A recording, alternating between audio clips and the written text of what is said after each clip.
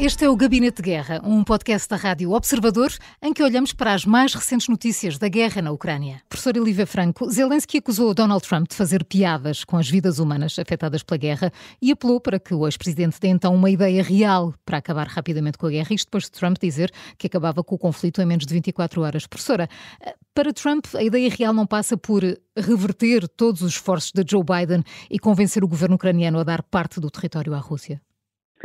Sim, quer dizer, ele tem aliás, anunciado isso publicamente, já por várias vezes. No fundo, a sua proposta de paz para o conflito na Ucrânia é, de alguma maneira, convencer o governo a Kiev a não se importar de deixar cair a região do Donbás e a Crimeia em particular para a Rússia, e que isso seria um preço, na ótica do candidato Trump, seria um preço até razoável a pagar pela paz.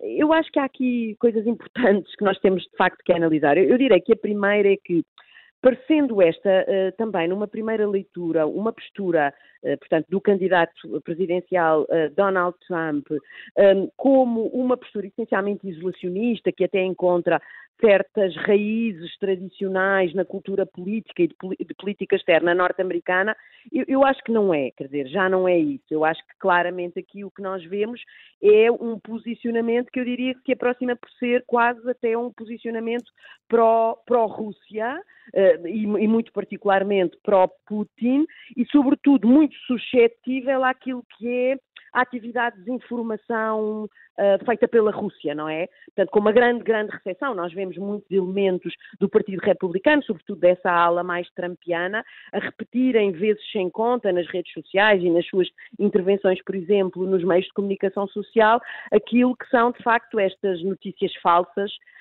e estas retóricas e estes raciocínios que são, de alguma maneira, divulgados pela desinformação russa. Outro aspecto que eu acho que é também muito importante notarmos é pela diminuição digamos assim, do efeito persuasivo que aquilo que era a retórica de Zelensky, que teve um impacto tão grande no primeiro ano e meio, até direi aproximadamente 2 anos da guerra, não é? Que Zelensky tinha, que nós vimos com impacto enorme, ainda nos recordamos bem daquela visita que ele fez aos Estados Unidos, onde aliás teve um apoio e a concordância muito clara do Partido Republicano, quando ele fez aquele célebre discurso no Congresso, e que agora parece estar a diminuir de maneira muito clara e muito evidente, e por isso nós entendemos, por exemplo, que o Ministro dos Negócios Estrangeiros britânico, de facto, tenha tentado, de alguma maneira, servir agora de porta-voz da causa ucraniana, porque há, de facto, também um reconhecimento por parte dos parceiros europeus que essa capacidade por parte do presidente ucraniano está a diminuir de modo evidente, e portanto eu acho que isso também cria de facto aqui uma grande responsabilidade para os restantes parceiros europeus de continuarem junto daquilo que é também, e nós temos que também ver as coisas desta maneira, uma dinâmica eleitoral e portanto uma dinâmica interna dentro dos Estados Unidos, que tem de facto diminuído muito aquilo que é a capacidade de se olhar com um olhar mais realista verdadeiramente para a situação na Ucrânia, visto que, na verdade, a situação na Ucrânia, nesse olhar realista, é uma situação, obviamente, que também tem a ver diretamente com os interesses de segurança norte-americanos. Mas pronto, mas essa visão está muito capturada, de facto, por essas dinâmicas polarizadas pela campanha eleitoral nos Estados Unidos. Entretanto, o Major-General João Vieira Borges, o comandante do Comando Europeu, o General Christopher Cavoli, diz que a Ucrânia vai ficar sem defesas aéreas em pouco tempo se a Rússia continuar a atacar, como tem feito no último mês. Ainda ontem o Kremlin lançou um ataque com mais de 40 mísseis e cerca de 40 drones. E desta manhã há também a notícia que a Rússia terá lançado um míssil hipersónico Kinzhal em direção a Kiev. General, que balanço pode fazer do que se passa atualmente no terreno? Bem, em primeiro lugar, relativamente ao Christopher Cavoli, o alerta dele foi de que a guerra da Ucrânia se encontrava num momento crítico exatamente pelas questões, quer de defesa aérea, mas também quer de artilharia, designadamente artilharia de campanha. E, portanto, a vantagem, ele chamou a atenção internamente, foi mais para dentro dos Estados Unidos, e na sequência que disse a Lídia Franco, e a professora, estou em linha completamente com aquilo que disse, mas ele, apesar de militar, ele também, obviamente os militares dos Estados Unidos têm uma ligação à sociedade civil que não tem aqui na Europa, e ele chamou a atenção exatamente para o desbloqueamento daquilo que é do apoio dos tais 60 milhões ou 60 mil milhões de dólares prometidos por Biden e que estão presos na Câmara dos Representantes há 6 meses. E, portanto, Johnson respondeu dizendo que iria, obviamente, trabalhar no sentido de ser um empréstimo noutros moldes, mas que isso teria que voltar depois novamente ao Senado. É que não é só este apoio, também julgo que são 14 mil milhões, depois também para Israel, isto também está a condicionar o próprio apoio militar a Israel. Isto em termos de mensagem, porque o general Cristóvão Cavoli, obviamente, tem informação sobre aquilo que está a passar no teatro de operações, e a resposta a Maria João, eu diria que aquilo que está a passar é muito, mas muito crítico. Ou seja, nos últimos, hoje foram 82 mísseis e inclusivamente, como disse bem, aquilo que das informações dos mísseis da última geração, com grande precisão. A grande diferença que estamos a sentir é que estão a atacar tudo o que é infraestruturas. E depois temos duas dimensões. A primeira é de que a precisão é maior e a segunda é de que a defesa antiaérea está cada vez mais fraca porque não há munições antiaéreas. Ou seja, eu fiz uma análise esta semana daquilo que era a eficácia de 80% a 90% da parte antiaérea ucraniana neste tipo de ataques e que agora anda à volta dos 65%, 70% com consequências diabólicas. Ou seja, quando nós falamos de mais de 80% da parte energética da Ucrânia está danificada, isto não é só problema para as pessoas, isto é problema para as empresas, isto é problema para a defesa, porque depois não há empresas que produzam, depois não há sistemas que funcionem. E, portanto, neste momento, a situação ao fim destes 2 meses é simplesmente caótica.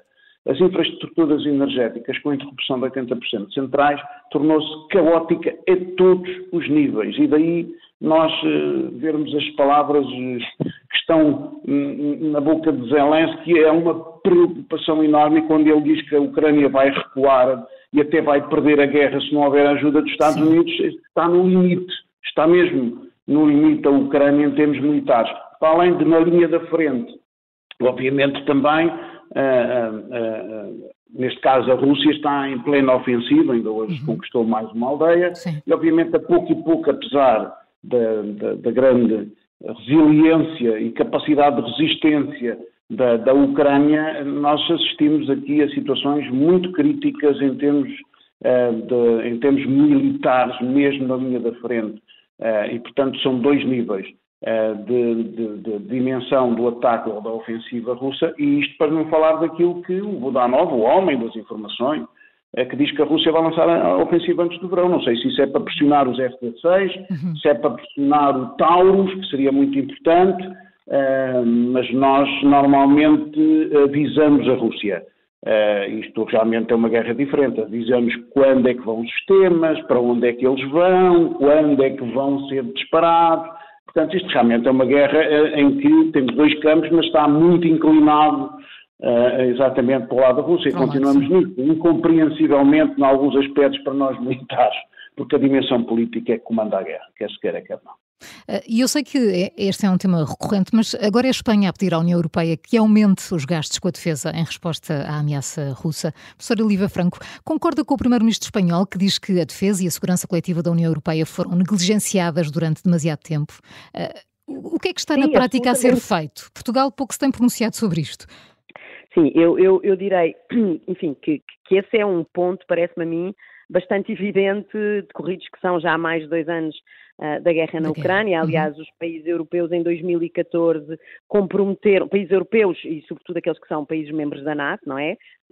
Comprometeram-se a gastar pelo menos 2% do seu PIB, de facto, em investir, não é? Na área da defesa, e nós sabemos que apesar de um maior número de Estados agora estar a começar, de facto, a cumprir esse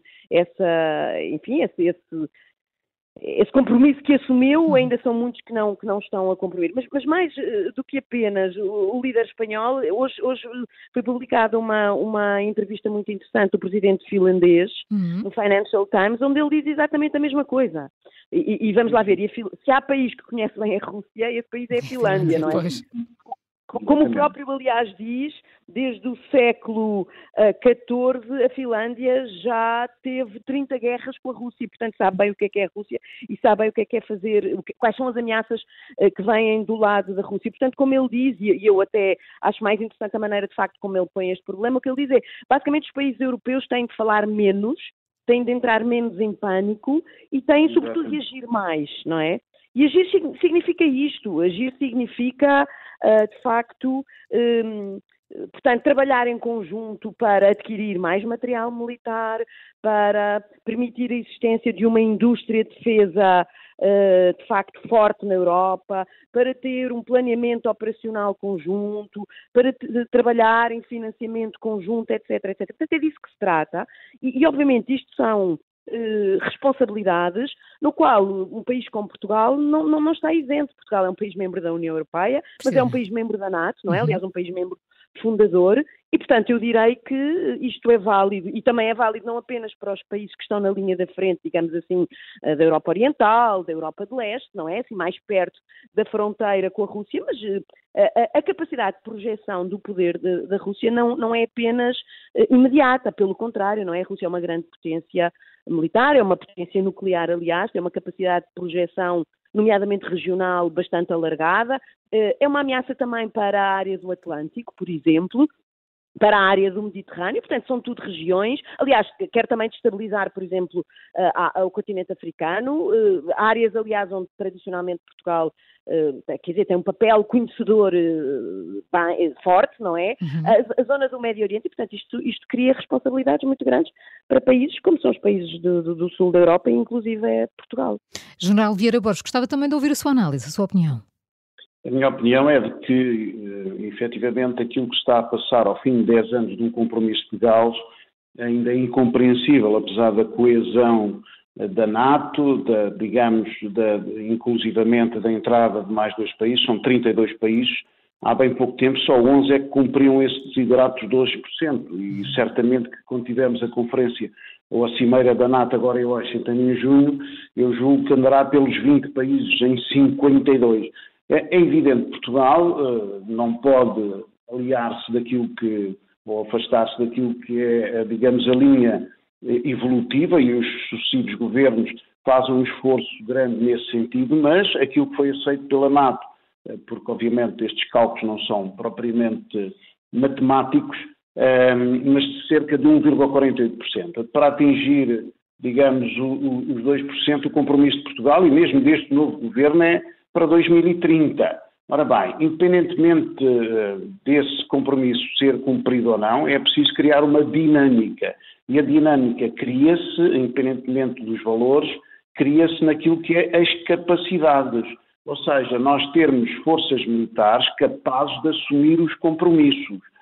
E nesse sentido, nós estamos a viver um tempo muito complicado, não só em termos de armamento, mas como sabe, e esse debate tem sido alargado à sociedade civil, felizmente, também em termos de pessoal. Portanto, quando nós nem temos pessoal para cumprir as missões, digamos que esse é um esforço que tem de ser feito por este governo, mas pela sociedade no seu conjunto. Isto é uma questão política, não é militar, independentemente da opinião dos militares, é uma decisão política, e essa decisão política de encontrar soluções no regime voluntário ao contrato ou no Serviço Nacional de Cidadania que nós defendemos, que cria uma base de recrutamento maior, tudo isso demora o seu tempo e, portanto, há outras soluções imediatas que passam por dar melhores condições aos militares. Começa por aí.